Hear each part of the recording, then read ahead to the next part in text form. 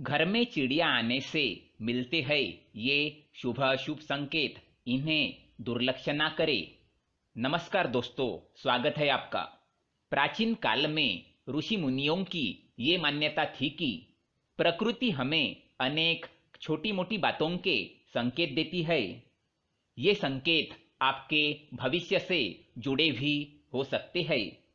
ये आपके जीवन में घटित होने वाली अच्छी और बुरी सभी घटनाओं की जानकारी देते हैं।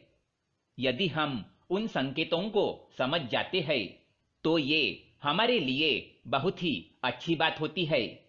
लेकिन कभी कभी हम इन संकेतों को समझ नहीं पाते हैं या फिर नजरअंदाज कर देते हैं, जिससे हमें उसके शुभ फल प्राप्त नहीं होते हैं। आज हम जानेंगे शास्त्रों में बताए गए कुछ विशेष पक्षियों के द्वारा हमें कौन से संकेत प्राप्त होते हैं और उन संकेतों का क्या अर्थ होता है। तो आइए जानते हैं विविध पक्षियों के घर में आने से कौन से संकेत मिलते हैं। साथ ही हम बात करेंगे एक ऐसे खास पक्षी के बारे में जिसका घर पर आना बहुत ही शुभ माना गया है।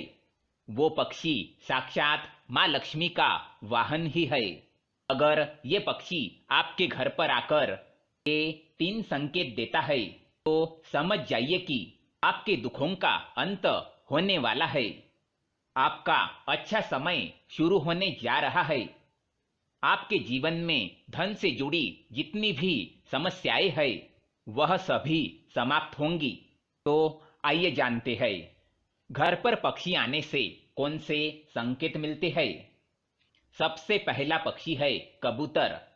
दोस्तों, पक्षी शास्त्र में कबूतर को प्रेम संबंधों से जोड़कर देखा जाता है। कई लोगों को कबूतर प्रिय नहीं होता है, लेकिन कबूतर को एक शुभ पक्षी माना गया है।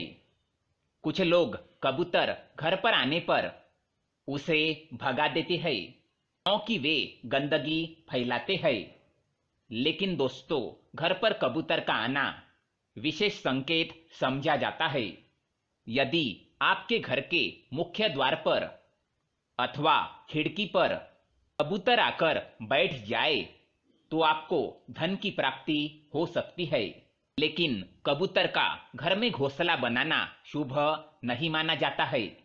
यदि आपके घर पर कबूतर आए तो उसे अन्न अवश्य डालें। इससे आपकी मनोकामना पूर्ण होती है। दूसरा पक्षी है मोर। मोर एक बहुत ही शुभ और पवित्र पक्षी माना जाता है। ये माँ सरस्वती जी का वाहन होता है। साथ ही ये भगवान कार्तिकेय जी का भी वाहन है। भगवान श्री कृष्ण भी अपने मुकुट में मोर का पंख धारण करते हैं। इस कारण से ये पक्षी सभी के लिए पूजनीय है। यदि आपके घर पर कहीं से मोर आकर बैठ जाता है तो इसे शुभ संकेत समझना चाहिए। मोर के घर पर आने से उस घर का विकास होता है, उस घर के शत्रुओं का नाश होता है और घर में रहने वाले सदस्यों में प्रेम और विश्वास बढ़ता है। साथ ही मोर के दर्शन होना भी अत्यंत शुभ माना गया है।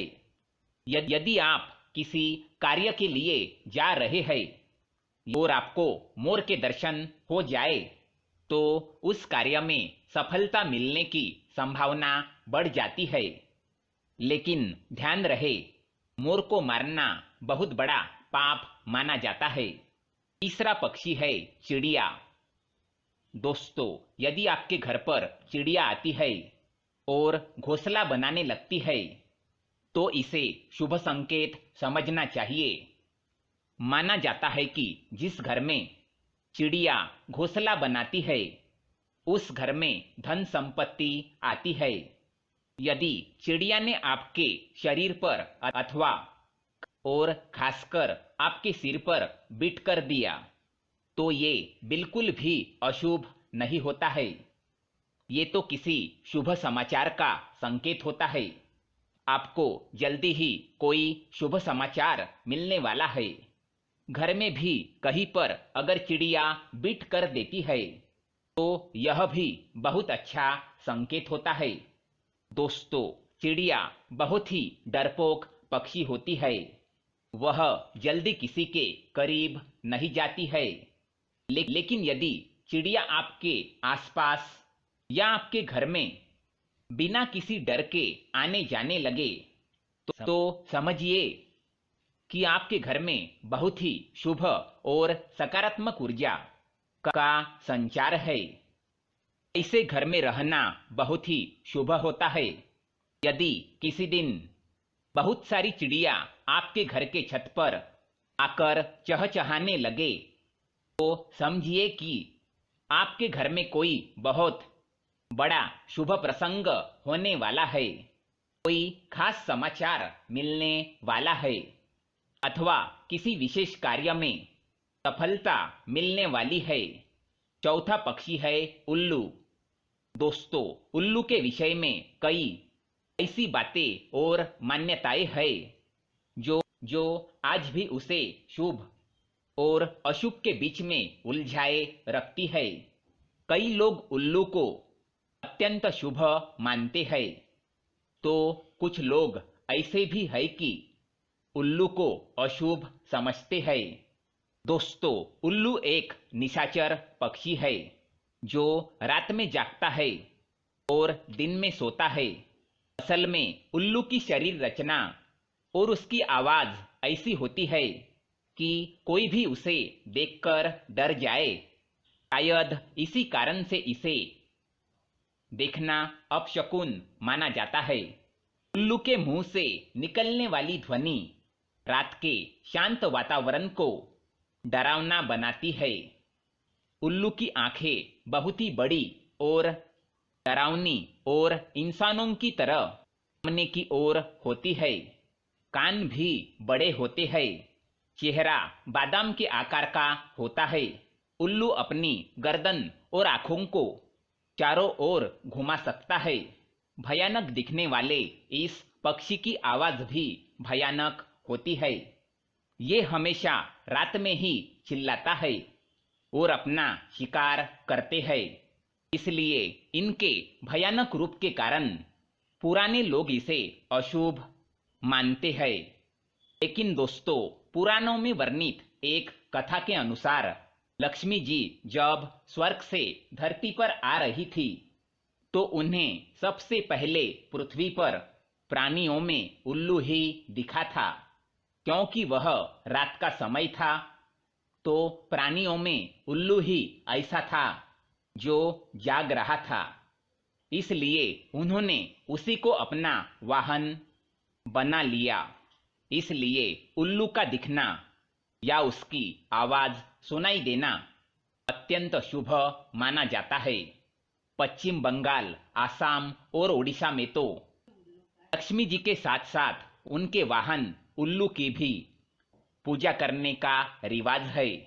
कई जगहों पर माना जाता है कि यदि किसी गर्भवती महिला को उल्लू दिख जाए तो ये शुभ संकेत है और यदि उसे उल्लू छू ले तो उसकी होने वाली संतान सौभाग्यशाली होती है। इसी प्रकार यदि उल्लू किसी रोगी को छूकर चला जाता है तो उसका गंभीर रोग भी ठीक हो जाता है।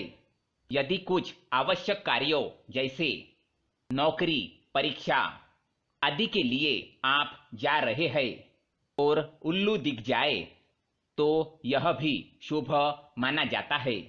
सुबह सुबह यदि उल्लू दिखाई दे या उसकी आवाज सुनाई दे तो यह धन प्राप्ति का संकेत माना जाता है। इसलिए उल्लू को या उसकी आवाज को कभी भी नजरअंदाज नहीं करना चाहिए।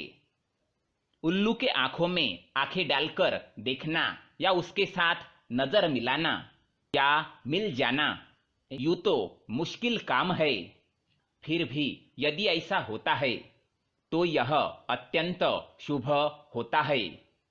समझ लीजिए कि आप पर धन की वर्षा होने वाली है। इसी प्रकार से कुछ लोग उल्लू का दिखना या उसकी आवाज सुनाई दी जाने को अपशकुन मानते हैं, क्योंकि उल्लू के आंखों की विशेषता होती है कि वह एक ही समय पर एक आंख से एक दिशा में तो दूसरी आंख से दूसरी दिशा में देख सकता है। इसीलिए यह कहा जाता है कि यदि उल्लू दाईं ओर देखकर बोलता है तो यह अशुभ होता है, जबकि यदि बाईं ओर देखकर बोलता है तो इसे शुभ माना जाता है। कहते हैं कि उल्लू जिस घर पर बैठ जाता है वो घर भी जल्दी ही बैठ जाता है, अर्थात बर्बाद हो जाता है। इसी घर पर उल्लू का लगातार बैठना या रोना उस घर और उस घर में रहने वाले लोगों के लिए एक अपशकुन का संकेत माना जाता है। साथ ही वहां पर धनहानि या मृत्यु का भी अंदेशा रहता है। वैसे देखा जाए शुभ और अशुभ के बहस में उलझा यह पक्षी बहुत ही शांत होता है। किसानों के लिए तो यह वरदान ही होता है। यह चूहों और इसी तरह के जानवरों का शिकार करता है जो फसलों को नुकसान पहुंचाते हैं, परंतु अब यह भी संख्या में कम होते जा रहे हैं। तंत्र साधना में और विशेष पर दिवाली के अवसर पर लक्ष्मी जी को प्रसन्न करने के लिए बड़ी संख्या में इनकी बलि दी जाती है। इसके नाखून, बाल और पंखों को तांत्रिक क्रिया में उपयोग किया जाता है, परंतु ऐसा करने वाले यह नहीं समझते हैं कि उल्लू तो स्वयं ही माँ लक्ष्मी जी का वाहन है। उसे मारकर तो माँ कभी भी प्रसन्न नहीं हो सकती। तो दोस्तों, इस प्रकार से शास्त्रों में इन खास पक्षियों के बारे में बताया गया है। क्या आपके भी घर पर ऐसे पक्षी आते हैं? उम्मीद है यह जानकारी आपको अच्छी लगी होगी। वीडियो को लाइक करके शेयर जरूर करें और कमेंट में जय माँ लक्ष्मी अवश्य लिखें। आप सभी का धन्यवाद।